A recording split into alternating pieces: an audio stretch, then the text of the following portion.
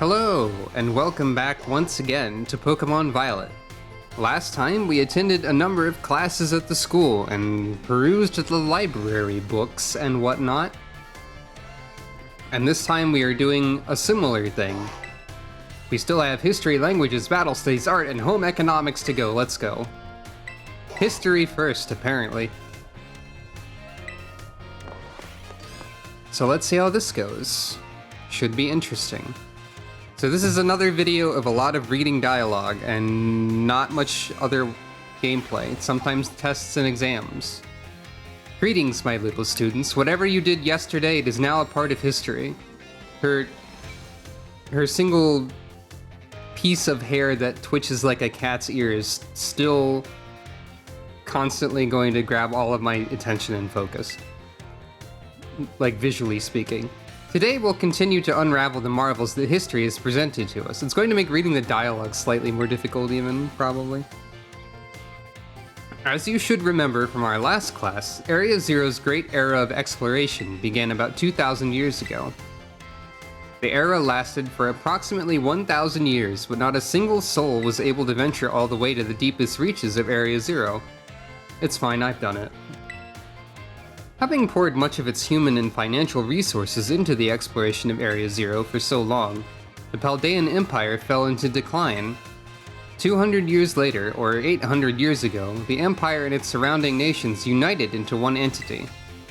This was the formation of Paldea as we know it today.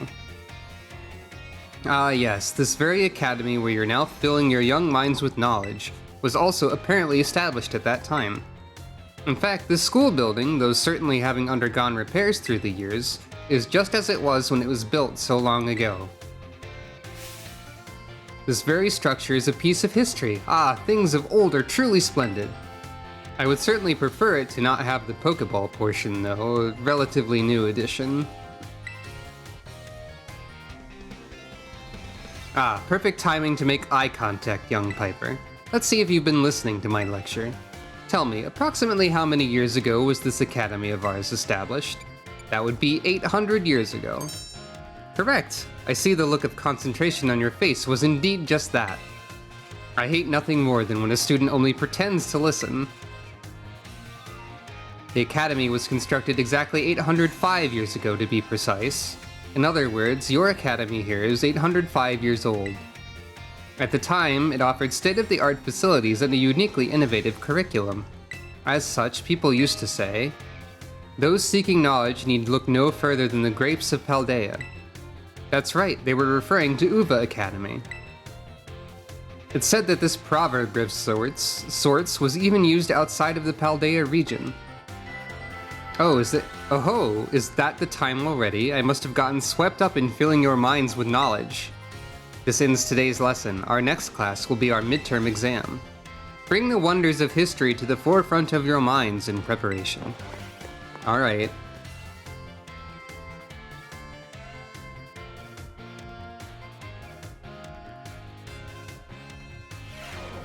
I'll do my best. I might cheat, but I'll do my best at cheating.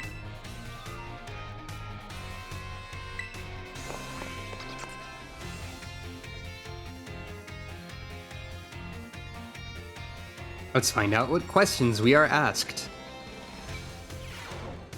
Greetings, my little students. It is time for our midterm examination. Summon your historical knowledge from the dark recesses of your minds and answer the questions. What is the name of the geological formation in the center of the Paldea region? That's the Great Crater of Paldea. What was long believed to rest in the depths of Area Zero? Treasure. How many years ago did the Paldean Empire begin to rule this region? 2000. How many years ago was this academy built? 805. Those seeking blank need look no further than the grapes of Paldea. If this was wisdom, that would be very funny. But no, it's knowledge. Your time is up. Put your writing utensils down. That last question was a freebie. Even the least capable of you surely padded your score there. I sincerely hope you did anyway.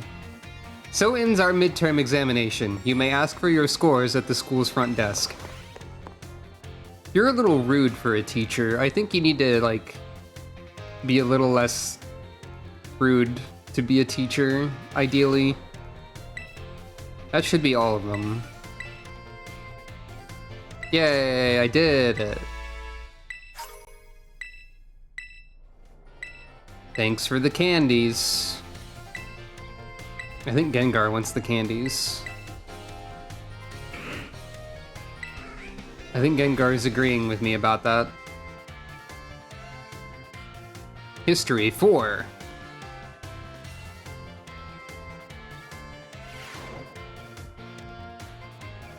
Greetings, my little students. Whatever you did yesterday, it's now a part of history. I was hoping to continue unraveling the marvels that history has presented to us today. However, I imagine your ability to concentrate has been spectacularly derailed by my midterm. I suppose changing things up for fun and variety may be a good idea every now and then. Allow me to tell you an old fairy tale that's been passed down in Paldea for generations. Once upon a time, there was a king who very much enjoyed collecting treasure. He was particularly fond of treasures from other countries. One day, a merchant from the east heard rumors of this king and came to meet him. The merchant laid out 4 treasures in front of the treasure-loving king. The 4 treasures were as follow: a vessel, a sword, a set of tablets, and a set of beads. Mysterious.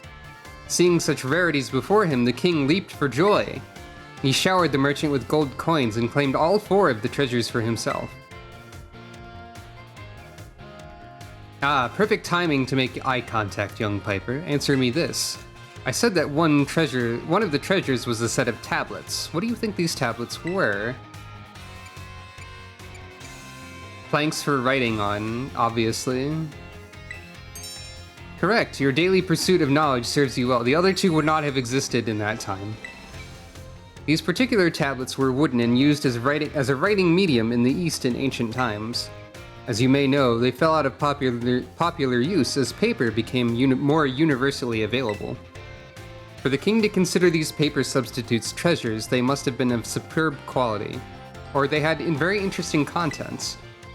That, or perhaps they had some amazingly profound teachings written on them. Yeah, exactly, what I said.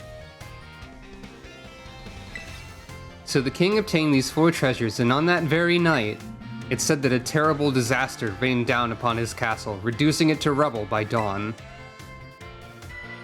Oh, is that the time already? I wasn't done with my story, but alas, so ends today's lesson.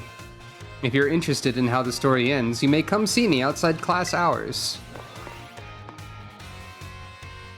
Very well, I will do that. I could see the rest of your classes first, but you've prompted me to go see you, and so I will do that. Oh, you're in the entrance hall. Over here, in fact. Why, if it isn't Piper from Class 1A. Are you perhaps interested in the rest of the old tale I told you in class? Yes. It's convenient that you'd take the bait I presented in class. A vessel, a sword, a set of tablets, and a set of beads. After obtaining these 4 treasures, the king's castle was destroyed. Why, you ask? Because these 4 treasures were actually 4 Pokémon. Wow, it seems like we're missing 4 Pokémon from the Pokédex right now. What a coincidence. As these Pokémon were passed from human hand to human hand as treasures, they slowly became tainted by hubris and greed. Finally, after coming in contact with the rapacity of the king at that time, they awakened as disasters and began to rampage out of control. The king called for renowned Pokémon wielders to defend the country and, after a fierce battle, these incarnations of disaster were quelled. It is said that these 4 Pokémon were then sealed away somewhere in Paldea.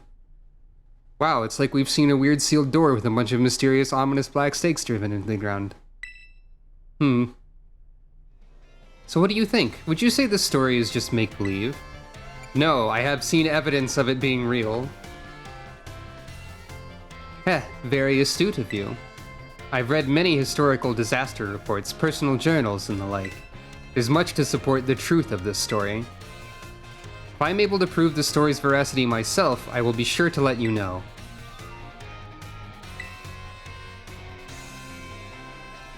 And so we became even closer. I'm still investigating that old fairy tale. You must await further reports from me.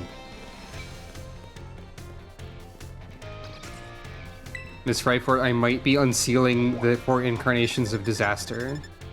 Anyway, let's go back to history class. It's fine. It's fine! Don't worry about it. It's fine. I wonder what she meant by calling that taking the bait, though. Perhaps she assumes that I am capable of helping her verify the story due to my being cool and awesome, or whatever. Greetings, my fellow students. Or rather, I don't know how much he knows that Piper has accomplished at this point in the classes, or how much Piper is supposed to have accomplished by this point, but like, people can tell when you're a protagonist, I guess. Greetings, my little students. Whatever you did yesterday is now a part of history. Today we will continue to unravel the marvels that history has presented to us. I trust that you all remember our lesson before the midterm exam concerning the great crater of Paldea and its interior, Area Zero. The mysterious crater captured the imaginations of many, including the former Paldean emperor. 200 years ago, a group of explorers claimed to have finally reached its depths. The name of the team that achieved this great feat was the Area Zero Expedition. The team is said to have been made up of Paldea's best and brightest. Skilled battlers, brilliant researchers, talented individuals of all kinds. Among the list of team members was the name of a man who was an author and brilliant natural historian, Heath. After returning from the expedition to Area Zero, he used his literary talent to record the events of the expedition and publish them. Perfect timing to make eye contact, young Piper. Let's see if you were paying attention. What was the name of the team that first made it to the deepest reaches of the Great Crater? That would be the Area Zero Expedition. I like the Survey Corps as an answer, as a nod to Arceus. That'd be the expedition. Correct. To pick up on and remember a term I simply slipped into the flow of the lecture. You really are quite the clever one. The correct name for this team was the Area Zero Expedition. The record of their activities, written by the expedition member Heath, can be found in bookstores and the like even today. This record is now known as the Violet Book. At the time, the entire region of Paldea was absolutely buzzing about Area Zero. The Violet Book was so popular that practically everyone had a copy. However, the book itself was full of fantastical descriptions and illustrations of things that could never be thought of as real. The masses began to call Heath a liar. Even the truth of the expedition making it to the bottom of the crater was called into question. The Violet Book was condemned to the shelves of used bookstores as just another book of wild paranormal stories. There's a copy on one of the bookshelves on the ground floor of the entrance hall. Feel free to have a read if you're interested. Oh, is that the time already? I must have gotten swept up in filling your minds with knowledge. This ends today's lesson. We will unravel more of history's enigmas together next time. I wonder if that copy of the Violet Book was missing. See, that is what I was looking for in the previous episode, because I figured there had to be, or rather, I knew for various reasons that there was a copy of the Violet Book here somewhere. Hello. You're still investigating. So I was like looking for a violet book. But all the books sticking out seem to be green for right now. If it's on the ground floor, I'll take another... Oh, it's right there. Did I just miss this, or was this not available previously? It's the Violet Book, the mysterious purple tome. Do you want to read it? All of it, obviously. The Great Crater of Paldea, a photograph from the survey team's point of ingress to the crater, which is visible in the background. Luck favored us with fine weather, making for a smooth outset. But clouds obscured the crater's distant depths, where the treasure of legend is said to lie. Now onward and downward. The adventure into Area Zero. Within the Great Crater of Paldea lies the mysterious Area Zero, a place home to such landscapes, such plant life, and such Pokémon as we had never seen. It is inhospitable to human life, and as such I suspect something altogether unknown to humankind sleeps in its depths. That guy in the front, Has a little bit of Professor Oak energy, but that's probably a coincidence. Ah, I remember that place. That's where Iron Valiant is. A photograph of a spot where the survey team rested on day 2 of the expedition. Note the strange symbols inscribed in the ground here. Were they left by explorers in the time of the Paldean Empire, or could they be older still? Regardless, they seemed as if they must hold some meaning. Area 0 Cartograph. Ledges form a spiral down the inner walls of Area 0, offering a path of descent. Vegetation and sources of water are here as well. Legends tell that precious stones or wondrous fruits have long slept in Area 0's depths, protected by some manner of guardian. Yep, that's all scenery we know. At least a little bit. Pokemon of Area 0. Sketches by a survey team member.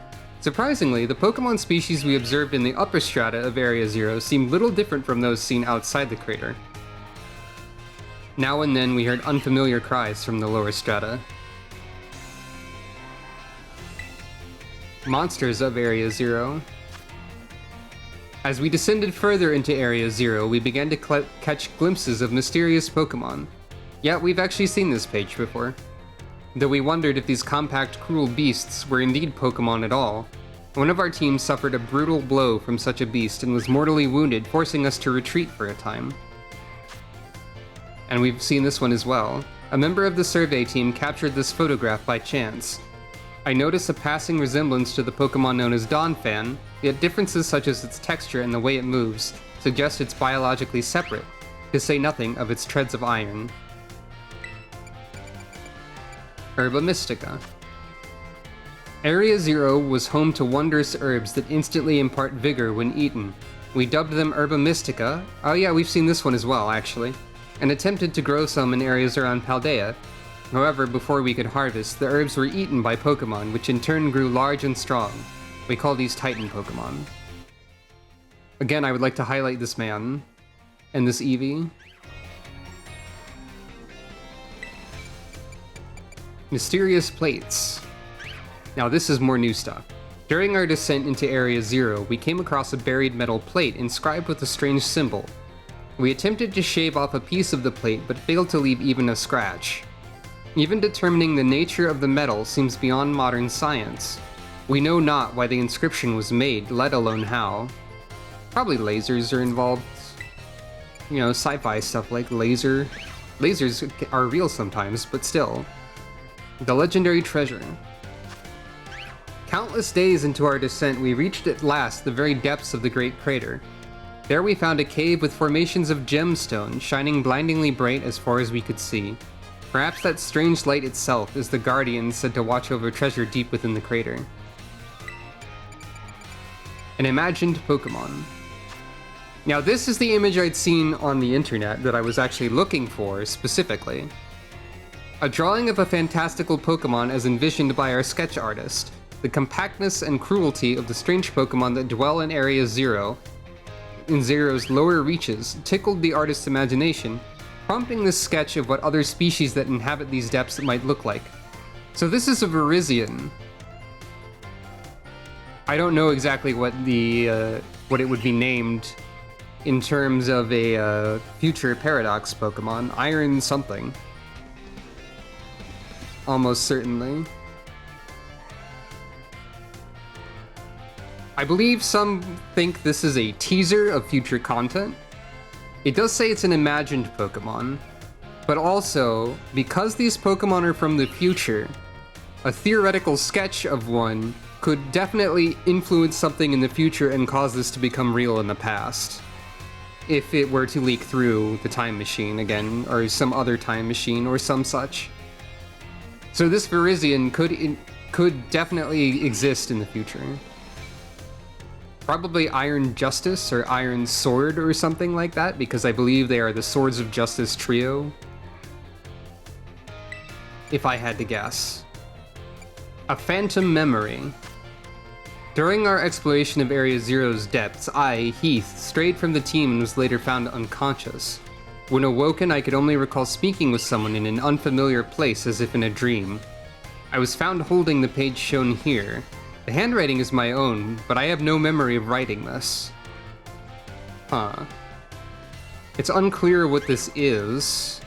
Seems to be hexagon? Question mark? This language is Pokemon language, I assume, and so not directly translatable. Plus it's in handwriting that's not easily read. Seem to be various diagrams of something. Who can say? Our generous sponsor. Wait, what the heck is this? Anyway, our generous sponsor. The author Heath, pictured with the director of UVA Academy. The Academy's generous funding made the Area Zero expedition possible, and the data gathered has been shared with the Academy in hopes that it will aid in the institution's research work and foster future generations of scholars and scientists. So we have Heath and an old director here. Which one is which is not entirely clear, but I'm going to guess Heath is on the left. That seems to be implied by the order in which they are listed. Though either could be Heath and either could be the director.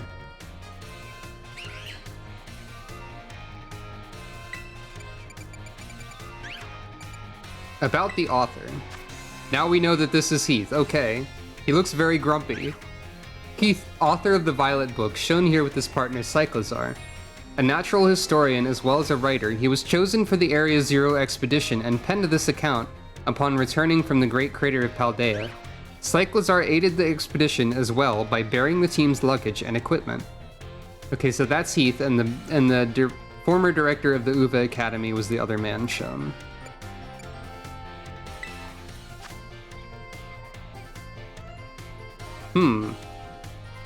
A blank-isk Pokemon? When separated from the research team in the crater's depths, I found a strange entity. Whether it was a Pokemon or even alive at all, I know not. It bore a shell with layers of overlapping hexagons and gleamed brighter than gemstone. Veiled as a whole, it resembled a mysterious, brilliant disc. I think is what that says. What is this? Hello? Yeah, this is definitely something, right? Pokemon resembling a mysterious disc. Huh. That's gotta be a hint towards something, whether or not the Virizion is. A disc Pokemon must be what that says. Huh. Is it gonna be like the disc monster in Monster Rancher that looks like a disc stone? Because that'd be funny if somehow that was true. Okay, no more from Rhyfruit yet. Interesting, fascinating. I'm guessing that Violet book wasn't available to read before and I didn't just miss it. History 6.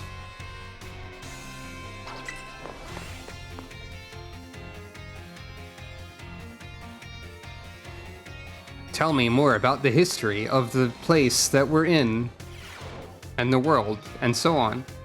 Greetings, my little students. Whatever you did yesterday, it's now a part of history. Today is our last class, so I'd like to unravel the marvels that history has presented to us one last time. In our last class, I taught you about the Area Zero expedition of 200 years ago, correct? Alas, 200 years is not that long ago. Not that long ago at all. How unfortunate that our history lessons must march so inexorably toward the future. Would it not be more of an adventure to march toward the past instead? To start from our present and study history in reverse? That would make it difficult to process, I would think. But I'm gonna agree with you for the sake of agreeing with you. So you agree with me, do you, Piper? However, I'm afraid I risk incurring the wrath of our dear director if I stray from the curriculum. Okay, so I'm agreeing with her mostly to agree with her, and it might be hard to follow, that's true, but also if the teacher is more enthusiastic about the teaching method, then it stands to reason that they would enjoy teaching it more, and thus, by enjoying it more, they would the class would be better if the teacher likes the material more, right? So it stands to reason that that's not an entirely bad idea if that would be your preference. There would be ups and downs to it, but that could work out. I suppose I have no choice but to let the flow of time carry us forward into the future. Carry us toward the future. In this last class of ours, I shall fill your minds with the history of the terrestrial phenomenon. The technology behind Terra Orbs has its origins in Area Zero. Even after the Area Zero expedition supposedly reached the crater's deepest depths, others continued to explore that area, and around 140 years ago, Pokemon cloaked in a mysterious light were discovered there. As you may have already guessed, these were in fact terrestrialized Pokemon. However, when those who discovered these Pokemon brought them outside of Area Zero, the light faded and the terrestrial phenomenon remained a mystery for quite some time. However, 10 years ago, that might as well be present day, a certain someone you've definitely heard of unraveled this mystery. Perfect timing to make eye contact, young Piper. Answer me this. What's the name of the famous professor who unraveled the terrestrial phenomenon mystery? That would be Turo. Correct. To think that you, a new transfer to our academy, could correctly answer this question. You must be very diligent in your studies. Also, I've directly interacted with Turo. Well, an AI of... never mind. Definitely the real Turo, don't worry about it. Approximately 10 years ago, a professor named Turo unraveled the mystery of the terrestrial phenomenon. He discovered that the shining crystals down in Area Zero, or rather, the energy they emit, is what causes Pokemon to terrestrialize. This led the professor to invent Terra Orb technology and develop a practical use for it. This technology was then shared with both the Pokemon League and our academy. Rumor has it that Director Clavel was one of the researchers on the professor's team. Alas, this story is much less exciting now that someone we all know appears in it. Look, Miss Ryfort, I'm sure you don't like my opinion on this, but I think to truly appreciate history, you have to also appreciate the present and the future as well. Time goes together in a package, right? And like the past influences the present and the future. And the present can influence how we see the past, and also the future again. And the future can also influence how we see the past, which is now our present.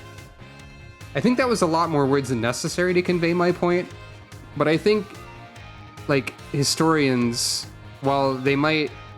Okay, I don't know anything about being a historian, but I think history is... part of history is applying it to the present and the future, and not just, like, learning all about what happened in the past, right?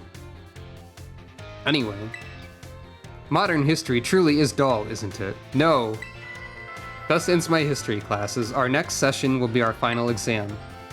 Bring the wonders of history to the forefront of your minds in preparation. I disagree, Miss Ryfort. Though I think I was getting more into philosophy than history at that point. Interesting. It'd be funny if there was a philosophy class, actually. History final.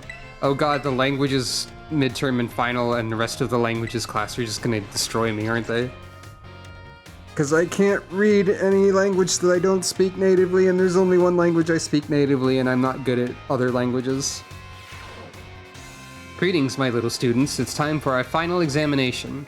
Summon your historical knowledge from the dark recesses of your minds and answer the questions. That would be Area Zero, the area within the Great Crater of Paldea. How many years ago was this academy founded? 805. Which of these did not appear in the Paldean fairy tale about the four treasures? A folding fan. Which Area Zero expedition member wrote the record of the team's activities? Heath. How many years ago did Professor Turo invent Terra Orbs? I think that's just 10, right? Let me double check, because I think this is a slight trick question about when it was discovered and when it was invented. So, yep, 10. That's what I was thinking, but I wanted to make sure. Your time is up. Put your writing utensils down. You must excuse that last question. It's too shallow and ridiculous to be on a history test. But alas, the director forced me to include it. So ends our final examination. You may ask for your scores at the school's front desk.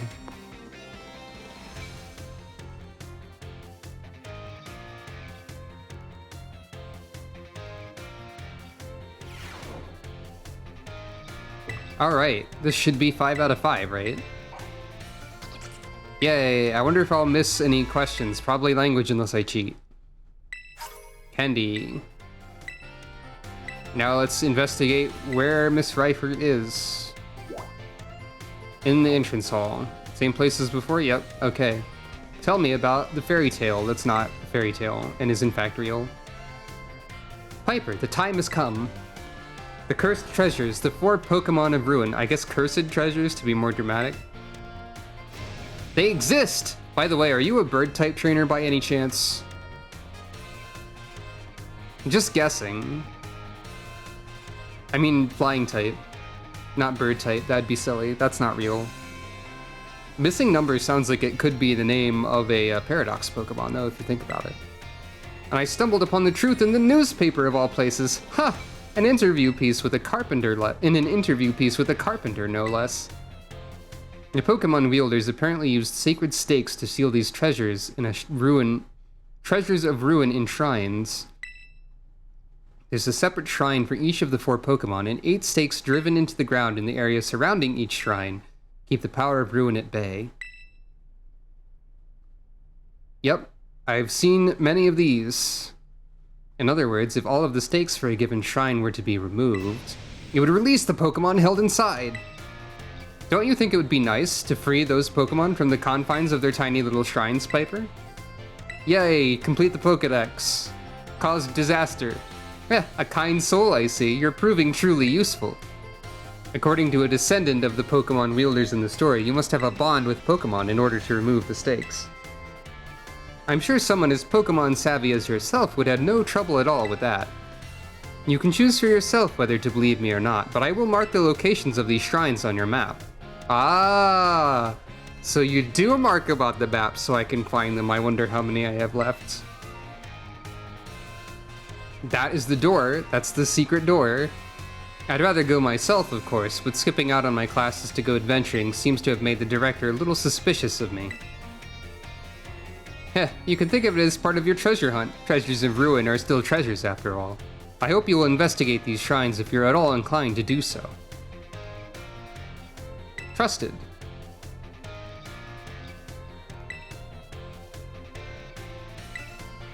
Do I have to do that to complete the social link with you? Alright, so how are these marked then?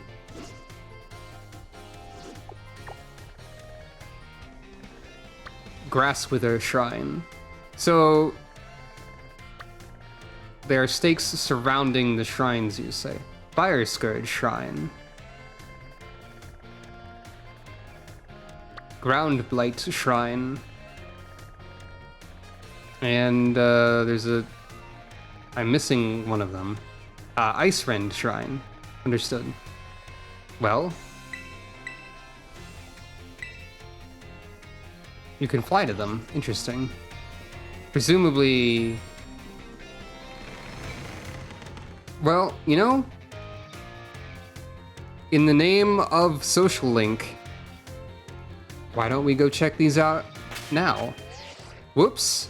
Don't look at that strange party configuration that I have because I forgot the button for the menu again. Oops, that's also the wrong button. Okay, I guess that cat's out of the bag, huh? That futuristic cat from the future.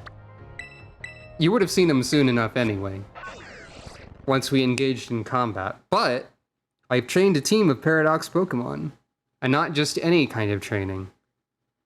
They are in fact fully EV trained and hyper trained.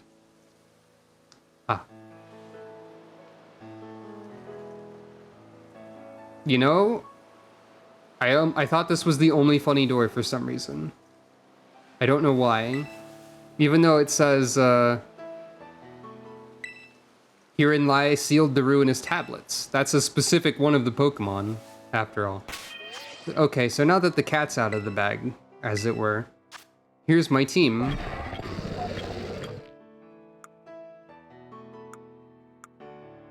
Yep. You can see that they are all EV trained. This took a lot of grinding to get the money for. We've got Iron Jugulus. B085, try. I gave them all like serial numbers and little code names because I thought that was fun. Iron Bundle, D083 Bale. Iron Treads, A082 Tank. Iron Hands, A084 Tor. Iron Moth, S086 Sun. And Iron Valiant, E098 Hope. This will be our combat party for the remainder of the video game. Hey, wait a minute. Okay, that's a spider. I thought that was a shiny pig for like a second and almost lost my brains. Anyway, I thought there was one door and like each set of 8 stakes would remove one of the chains, but I guess not. Let's at least take a look at the shrines. Perhaps one of them is already open. Ah, I guess we've only actually been to one directly. So I guess we can surmise that, we have to look around the local area for the stakes then. Seems to be the, what's being indicated. Interesting how I never stumbled across any of these before. Like, I only stumbled across the first door somehow. Okay, they are very sneaky with this one. Okay, seems like there's fewer stakes remaining here. Herein lie sealed the ruinous beads. Okay. By the way, I've actually seen the Pokemon already, some of them. By virtue of doing various Terra raids... Can I fly here now? Yes. With random individuals who occasionally used these Pokemon. Ah, that explains why there's not a whole lot over here, because there is a shrine. Understood. Maybe it's time to look for the stakes. Maybe that's what we're doing now. Anyway, the team of Paradox Pokemon that I have, don't worry about it. It's not like Piper has taken an extreme interest in Area Zero and the Pokemon therein due to a long amount of exposure to said area, and nothing weird or bad is happening. Piper's going to be fine and normal, don't worry about it. I mean, she's only trying to unseal the 4 ruinous treasures of Pokemon treasure Pokemon. I don't know why I said that way. Mostly to complete the Pokedex, but also because her slightly suspicious history teacher thinks it'd be fun. I guess.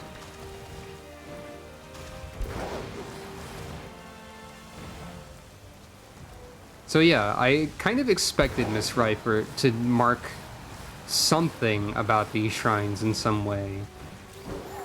Not the shrines necessarily, but the stakes. Oh, there's just a cracked pot on the ground. That would have been useful a little bit ago. But I've already figured that one out. Ah. Okay, and there's less stakes remaining here as well. Herein lies sealed the ruinous vessel. Gotcha. I love ruin. First I will go mark all of the shrines, and then I will attempt to explore nearby.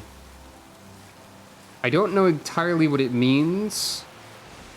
I feel like I have found stakes of each color across the land, rather than, for example, only finding green ones here. But I am not entirely certain of this at all. So that's Ground Blight. And we also have, you know, Ice Rend over here. Everyone loves a good ice rending, question mark. I mean, I guess ice is pretty inconvenient to have around on roads and whatnot. Pretty sure that de-icing the roads is not called ice rending, but maybe it should be. Maybe that's something we ought to consider. Anyway.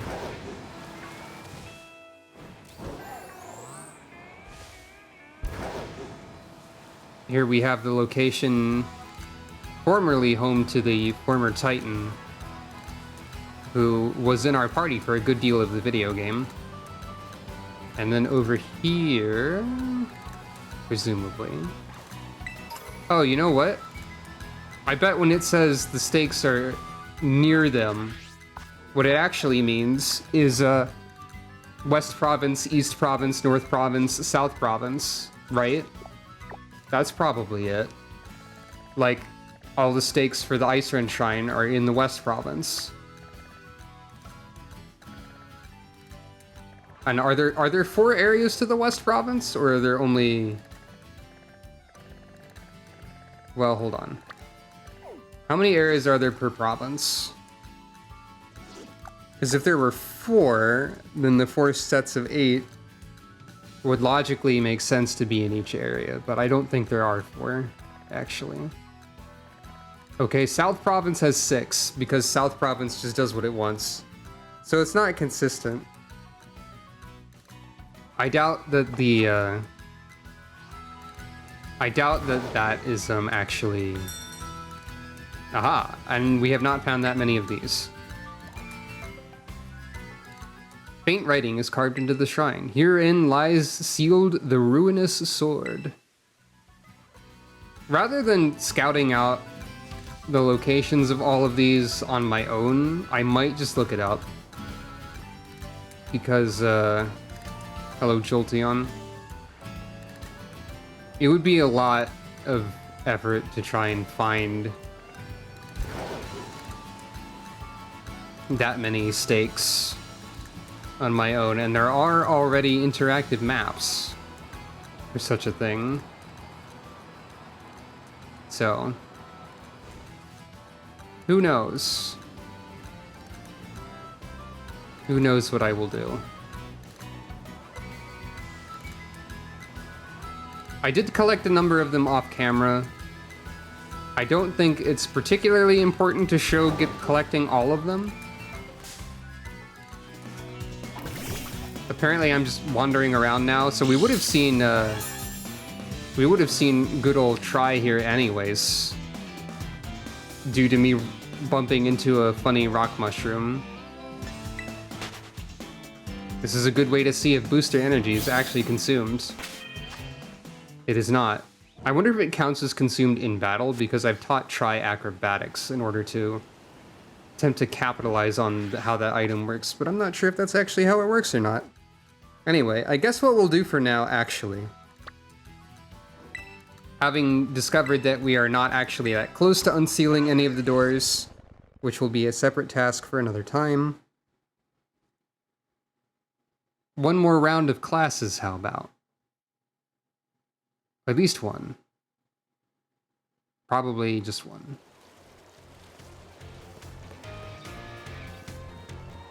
When will that student get a new notebook? That's the real question that we all want an answer to. Someone said it's that kid, and I'm just short. I'm still just short. This is my claim. This is what I believe. At least for now. Alright, time to be bad at language. Great. Time to embarrass myself thoroughly on the video.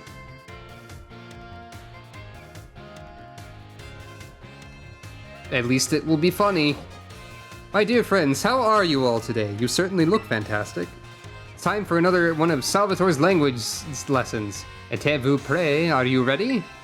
Maybe I'll just not read all the language. I don't know. Ahem. Are you ready? Oui. Très bien. Very good. My lessons are not a one-way street. No, no. I am très triste when no one speaks up. This is a thing that language professors do, like, in reality, is they expect you to start speaking more of the languages as you go through the class. It makes sense. It's a way to practice the languages. I am always completely lost and have no idea what's going on though still. Languages outside of English, definitely one of my weaknesses. Very sad, that is. In our last class, I believe I taught you all how to say delicious in other languages, right? In l'école de blah blah blah blah blah. Today's class, sorry, apologies to language. L'école d'aujourd'hui, something like that. We will learn about a very special phrase that you can put to use when the time is just right. Aishiteru, je t'aime, te amo, ich liebe dich. Ich liebe dich. I think that's my name is. No, not even close. Shoot.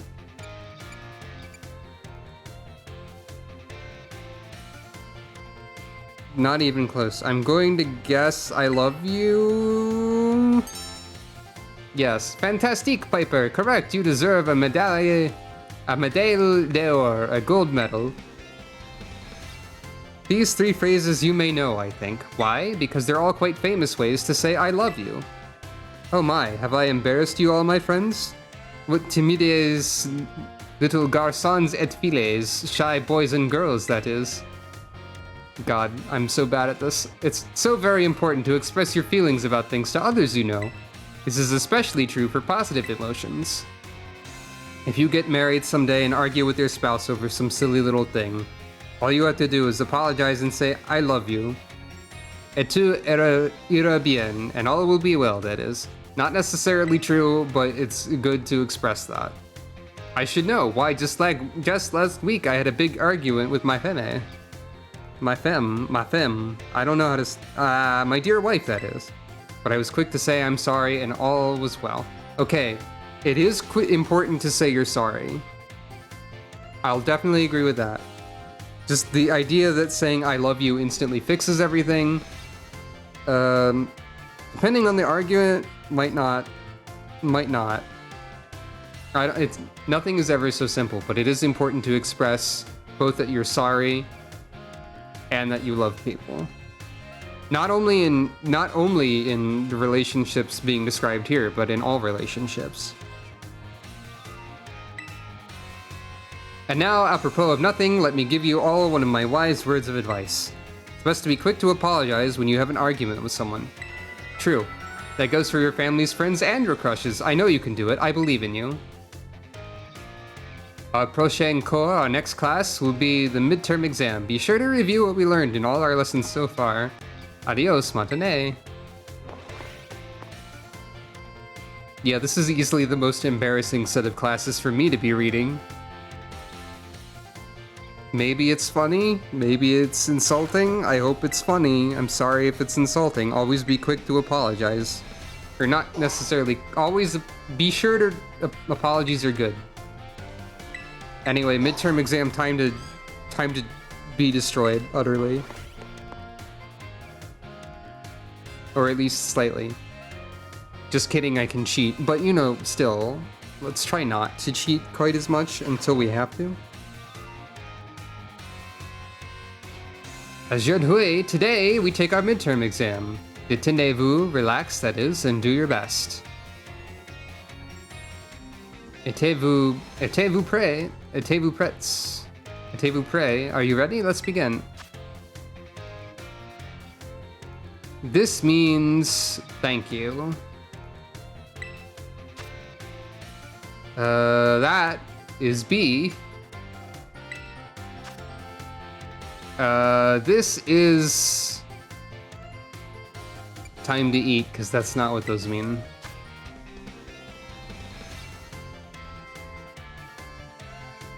Compliment them is what Mr. Salvatore said. Shoot, it could be Salvador or Salvatore. Okay, hang on. I was just having this thought, actually. That's really funny. I need to double check. I'm afraid of failure. Okay, it's Salvatore. I was correct. That's really quite silly. C'est fini. Time is up. Posez-vous stylos. Put down your pens, that is. I hope that was easy enough for you, especially that derniere question, that is, the last question. I'm sure you all did great. Bravo, my friends. You can check your scores at the school's front desk. I'm sure I did fine.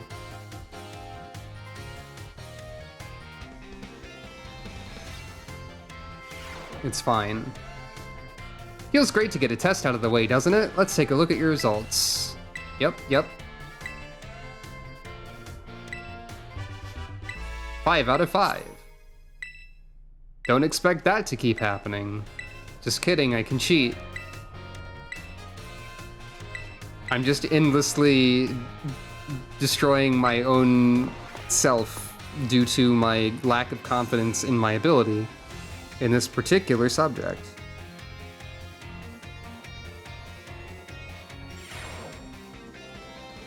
How did you like the midterm exam? You all did great. Really great.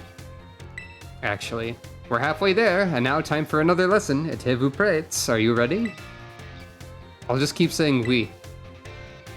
Très bonne response. Great answer. Merci, my friends. I knew I could count on you stars. Leading up to the midterm, we learned all sorts of words from different regions. Starting today, though, I'll be throwing a curveball, where we begin listening comprehension. Vas-y, go for it, my assistant. Pikachu. What? Pikachu! As you just heard, Pokemon can also use words to communicate. It's not always easy for us to understand them, but their words have meaning just as ours do. Pokemon can use language to share all kinds of information with each other, like the location of food or whether there may be predators nearby. I guess you're an electric type trainer. I should have realized that with the Raichus and the Pikachu, probably. The same Pokemon's cries may sound different depending on what it wants to say. I'm sure you're all curious, so aujourd'hui, today that is, let's learn some Pokemon language. Je t'en prie, if you would be so kind, Pikachu. Pika! What emotion do you suppose Pikachu was trying to convey just now? Say it again, Pikachu. Happiness? Sorry, Piper, that's not right. Pokemon language is hard, isn't it? When Pikachu says, Pika! It's using its angry voice. It doesn't look angry. Look, I need context clues for this, man. I'm not great at this, okay? That's right, I had my little Pikachu friend here pretend to be angry for us. How are we supposed to know? Don't you think he did a great job? Give Pikachu a round of applause, everyone. Everybody clap for Pikachu. The same Pokemon can even communicate its feelings in many different ways. Their voices change depending on their mood and physical condition. Try listening more carefully to Pokemon. You might gain a deeper understanding of... Oh, is that what I was supposed to do? Like, parse the sound effects? You know, that might have been it, because the cries definitely do change in certain conditions. That having been said, Pokemon are quite mysterious creatures. Some actually don't communicate with words at all, but instead use things like electromagnetic or ultrasonic waves. Some even use telepathy. And now, apropos of nothing, let me give you all one of my wise words of advice. If you poke at your Pokemon too many times while washing them during picnics, they'll get mad at you, like Pikachu just demonstrated. Well, adios, madane, à la prochaine. See you later, everyone. I feel like I'm getting slightly better at pronouncing things incorrectly but quickly. Possibly correctly. But mostly likely not. Okay then. Language 5. Onward into language class once again.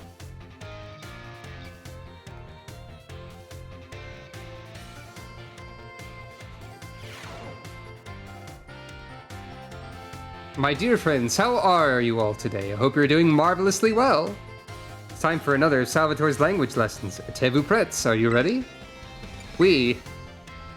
I would expect no less from my excellent friends. Even your replies to my questions are excellent.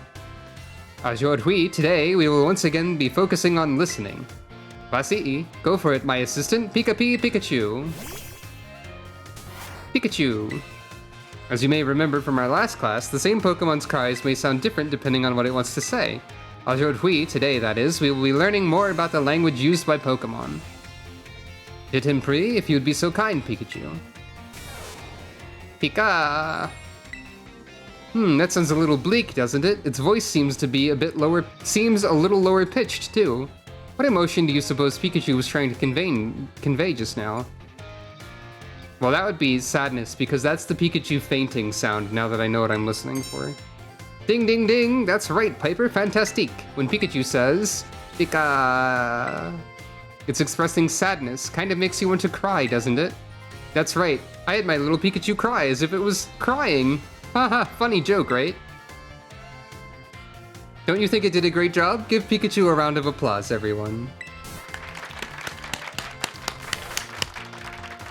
It looks like I can make that sound with talking, but not quite. And now, apropos of nothing, let me give you all one of my wise words of advice. If you hear one of your Pokemon making sad noises like this one, you should treat them with even more kindness than usual.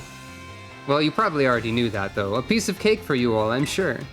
Of course, this goes for your classmates and others as well. Friends should support each other in times of sadness.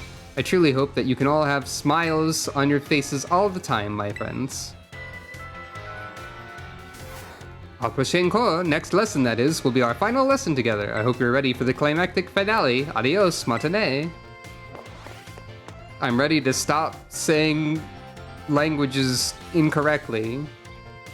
Soon. Hopefully. Just kidding, I also have to do the social link for Salvatore. Mr. Salvatore.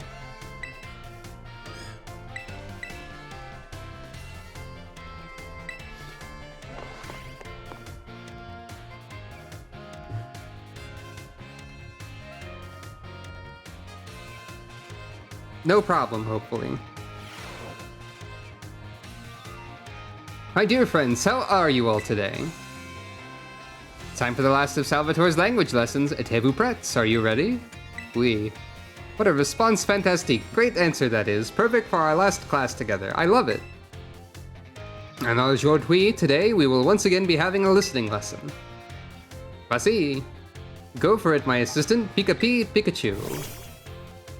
Pikachu. Let's get it right into it, my little Pikachu friend. For our last listening class, tell everyone how you're feeling right now, s'il vous plaît. Cha! Oh, can you feel that? That's one contagious emotion in Pikachu's voice. What emotion do you suppose Pikachu was trying to convey right now? Happiness this time? Well done, Piper. I'm so happy you got it right. Haha, get it? When Pikachu says, Cha! It's expressing happiness. Doesn't it make you just want to break out into a happy dance? But I didn't have to ask Pikachu to put on an act today. Oh no, I simply asked it to show you all how it felt about getting to have class with you. Getting to meet so many new friends and study together in this class with you. It's made both me and my little Pikachu so very happy. And now, apropos of nothing, let me give you all one last wise word of advice. As you live your lives, I'm sure you will all have times when you get mad or sad, maybe even more than you'd like. Everything has its ups and downs. Life is a veritable roller coaster. But à la fin, in the end, that is, there's surely happiness waiting for you. So, gardez la sourire, keep a smile on your face, even in the hardest of times. Sourire? I don't know. Cha! When you're faced with a problem that you can't handle alone, find someone to rely on, be it a teacher, your family, your friends, anyone. Au prochain cours, next lesson, will be our final exam. Be sure to review what we learned in all our lessons so far. Adios, matinee. Look, I do my best, but sometimes you have depression, dude. And anxiety and other chronic health issues that feed back into the depression and anxiety. Anyway, let's take a final exam for language.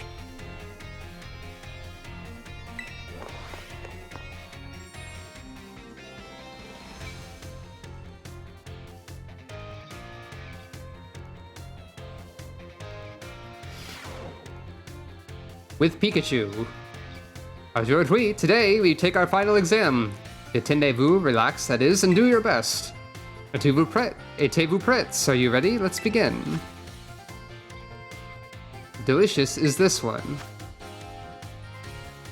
Those phrases mean I love you. That would be anger.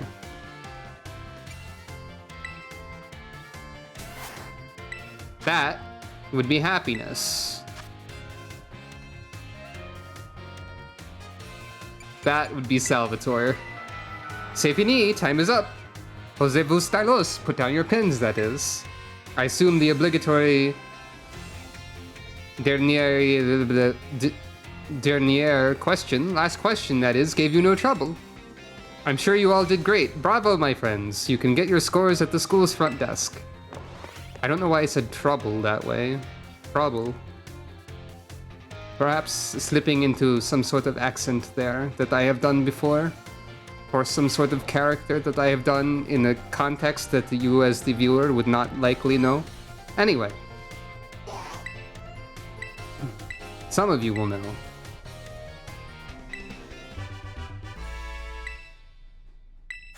Hooray! Let's talk to Mr. Salvatore outside of class now. Where is he at? Oh, just kidding. Miss Ryfort wants more talking. Hey, I looked at the shrines. Ah. Never mind, you don't actually. I do have to collect the Treasures of Ruin then. To speak with you more, I suppose. Ah, Mr. Salvatore is in the schoolyard, where it will be difficult to find him due to the size of the schoolyard. Perfect.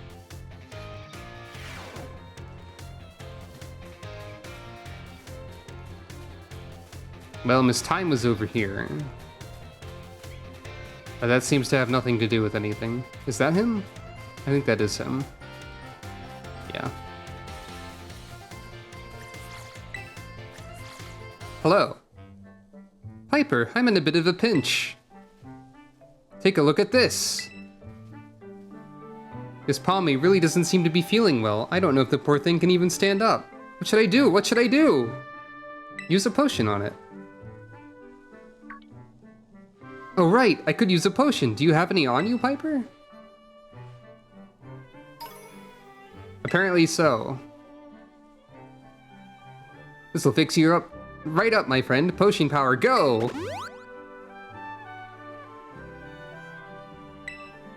Phew, that seems to have done the trick just in the nick of time. This Palmy doesn't appear to have a trainer. Could a wild Pokemon have wandered onto the Academy grounds? Still, I can't just leave it here alone without anyone to make sure it's okay. It's decided then. I, Salvatore, will just have to lend all of the helping hands I have to take care of Palmy in this touch-and-go situation. Mercy very much for your advice, Piper. Adios, au revoir, farewell. Glad to help. I assume this character arc will be continuing in this fashion.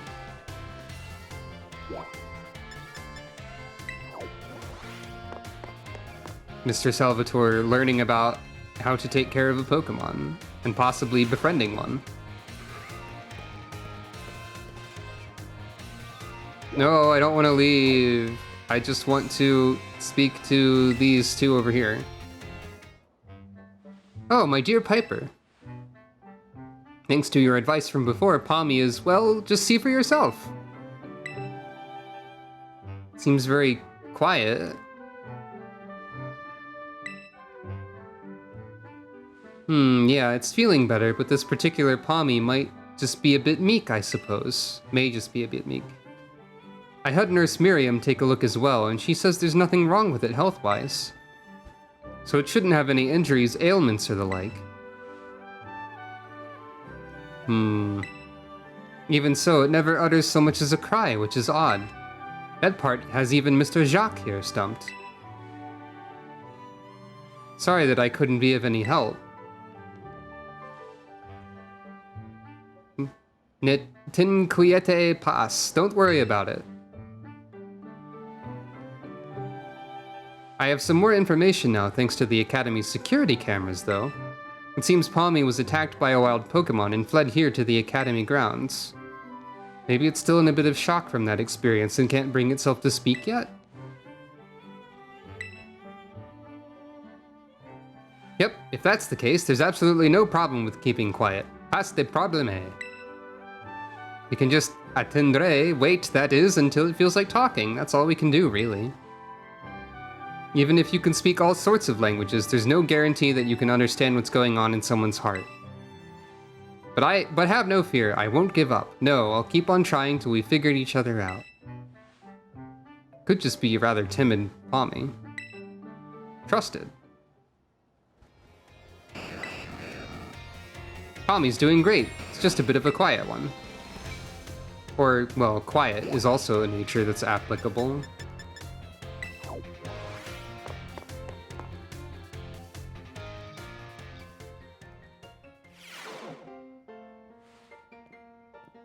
How you doing? My dear Piper, Pommy here is as healthy as can be. Still quiet? Yep. Ha ha ha. Well, it seems being quiet is simply a part of this one's personality. But it's hard for a Pokemon to communicate with its fellows without speaking up. As you know, wild Pokemon use their cries to tell each other all sorts of things, like the location of food or whether there are predators nearby. So even if I were to release it back into the wild, I'm afraid that it may not be able to do those sorts of things.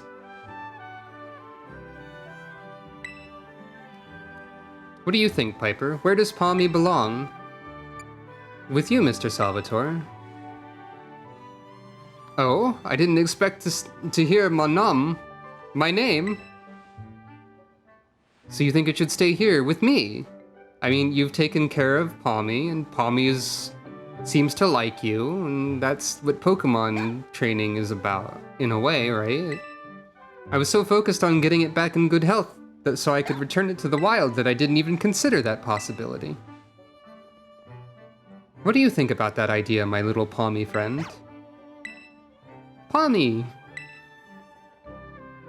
Pommy, it spoke at last! Even without speaking Pokemon language myself, I know that that reply means yes. Oh, my dear Piper, merci so very, very much for all your help with Pommy. All the more reason you should have this. Here, a rare Pokemon for you to raise. What? Okay, a Meowth. Ah, I'm so happy. Yes, I, Salvatore, will take it upon myself to look after Pommy for good. I will indeed. A close bond. A Meowth, huh? Pommy's never been better. How's that Meowth I entrusted to your care? Doing superbly, I hope? You would say that, wouldn't you? I believe this is this is a Galarian Meowth. Unobtainable through other means within this video game. Meaning that Berserker is also available in this video game. I don't remember if that's a special evolution method or not. Let's take a look.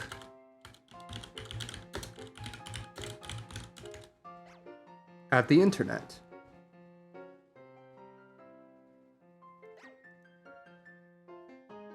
Level 28. Well. Oops, almost like ditch this Meowth into the void, maybe. Do I have any? I do have plenty.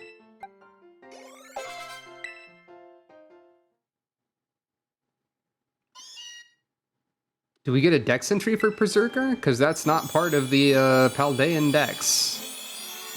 Normally.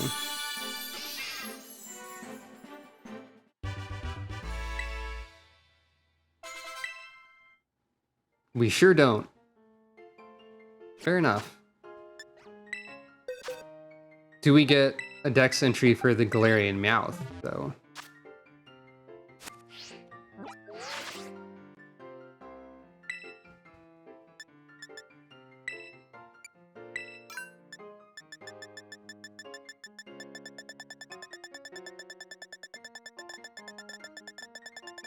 This might take a little bit.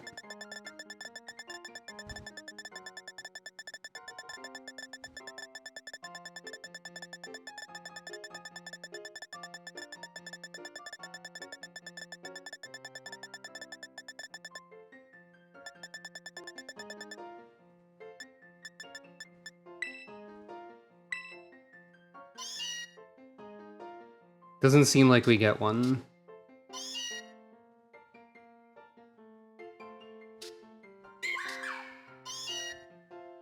Fair enough. Not part of the Paldean Dex either, I suppose. Alright then. On that note...